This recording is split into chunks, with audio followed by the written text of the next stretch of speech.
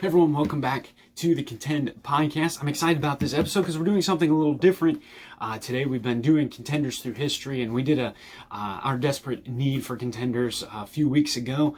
But we've been kind of working through our contenders through history series for a little while now, and we're going to jump back to something we did way back when the Contend Podcast was an audio-only podcast, and we're going to look at a biblical response. If you remember the biblical response series, we did just a couple of them.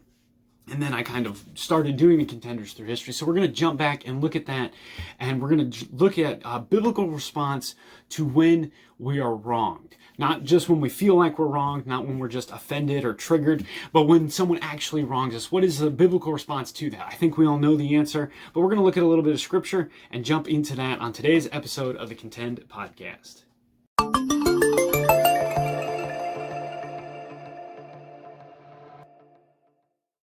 Hey everyone, so as I said, we're going to not start up again, but we're going to take today and look at another biblical response.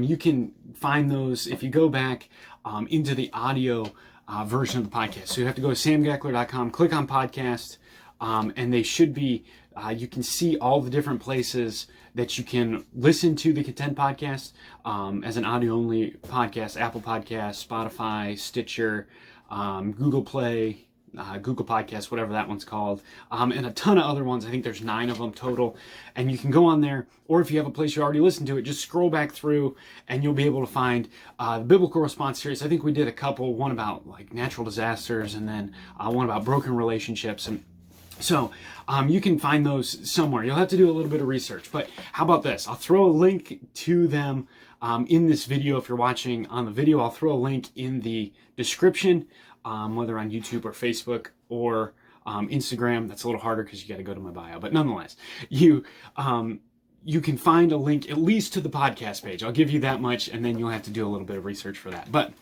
nonetheless, we're going to be talking about when we are wronged. As I said in the intro, I'm not talking about when our feelings get hurt, or when we get offended, or when we get triggered. I know that's the thing now. Well, I'm not even sure that's a thing anymore, but it seems like those things go by so quickly. But I know that was the thing at least a year ago. So I'm not talking about that. I'm talking about when someone actually wrongs you. When something happens and you something happens and you are wronged, right? You are in the right and someone does something against you, and it maybe it does hurt your feelings, but I'm not talking about just being offended. So the Lord does give us a little bit of insight on this. Go figure, the Bible does have the answer. So in the Sermon on the Mount, Matthew chapter 5 starts with the Beatitudes, as we know, and it goes through.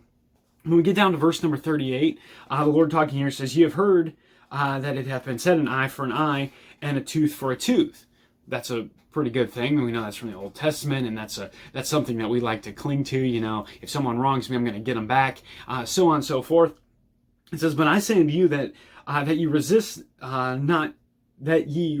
not evil, but whoso shall smite thee on the right cheek, turn to him the other also. And if any man will sue thee at the law and take away thy coat, let him have thy cloak also. And whosoever should compel thee to go a mile, go with him twain. Give to him that asketh thee, and from him that would borrow of thee, turn not thou away." So we see here the Lord telling us something.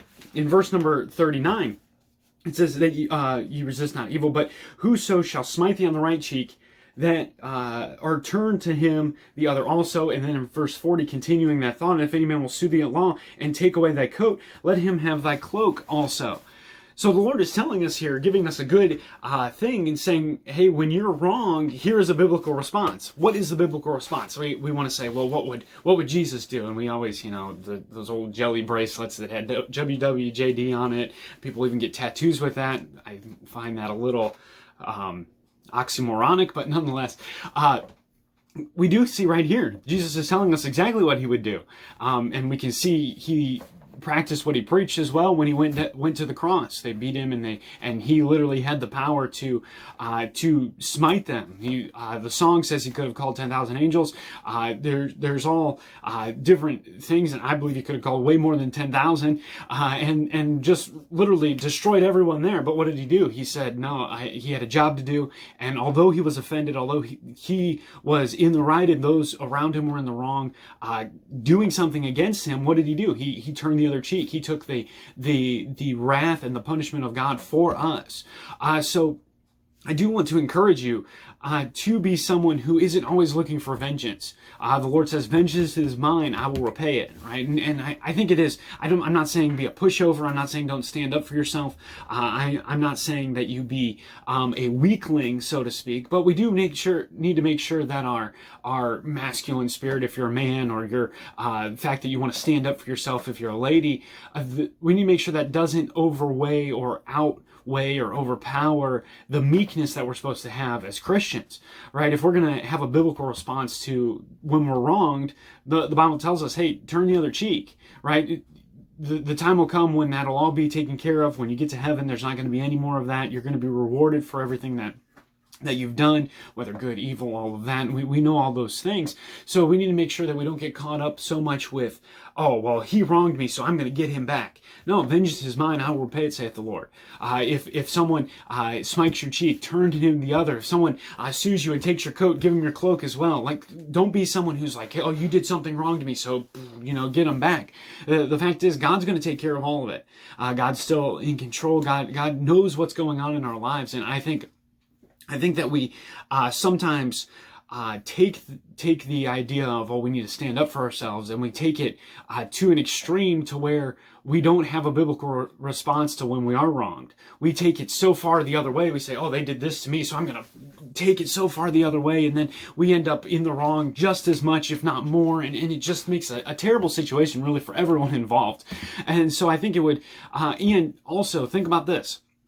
If someone is doing something wrong to you, and maybe they're trying to get your goat or something like that, and you just say, okay, and you just move on, and I'm not saying like you play some mind game with them, but what's that gonna do to them? It's gonna make them think and say, well, hey, if they're not really trying to hurt you, and they're just trying to mess with you, and you just take it and you walk away, hey, they're gonna realize, hey, I can't just get them like that, like I thought I could, and it's going to be so much, I believe, I can't say that I've put this into perfect practice myself, but I believe that it's going to be something that's very liberating for us. If every time someone does something wrong to us, we don't feel like we have to avenge ourselves and get vengeance upon them. I think it will be good for us to take maybe take what Christ said and say, hey, that's a good thought, and apply it to our lives, and realize that, hey, God does know what's best. And if God says turn the other cheek, it's probably a good idea for us to turn the other cheek. If God says, hey, give him your cloak if he takes your coat, it's probably good just to do that, right? God will take care of us. God will make sure it all gets taken care of in the end. So that's what I want to leave you with today. And I hope that you enjoyed this episode of the Contend Podcast, a little bit of change of pace from our Contenders Through History series. So let me know what you thought of it in the comments. Go ahead and look up those other biblical response episodes that we were talking about at the beginning. And go ahead over to samgeckler.com. Follow us there. Follow Contend there. You can keep up every time there's a blog post, a Contend podcast, every time there's a Bible or book review. What did you think about that Bible review? I forgot to ask that at the beginning. If you made it this far in the video and you haven't turned it off, please let me know what you thought of that in the comments. So I'm planning on doing some more of those. I kind of already started recording another one, so I hope that you'll stay tuned for that. And remember, until then, don't be a pretender, be a contender.